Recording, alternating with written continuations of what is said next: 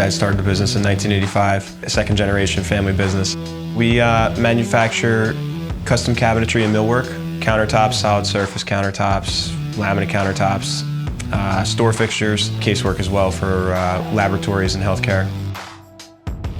We've always been hyper-focused on quality in service and product.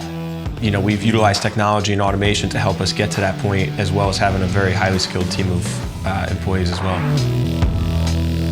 We've always been on the cutting edge of technology, like I said. We've been very automated since like the late 90s, so we've just kind of fine-tuned what we can do with these machines. We've taken the handwork and hand labor out of a lot of these jobs and kind of simplified the assembly process. We have a great team behind us we've been able to put together over the years. A lot of our employees have been with us for 25, 30 years, and we're focusing on the younger generation as well, bringing them up, training them, getting them interested in the field. And I think utilizing the technology takes that old school feeling of woodworking away and gets these younger guys interested in the field, whereas normally I don't think they would be. I really enjoy all the challenges every day. Some days are very, very frustrating. We're dealing with clients. Right now we're dealing with a lot of shortages on materials and things are taking forever, pricing's going crazy.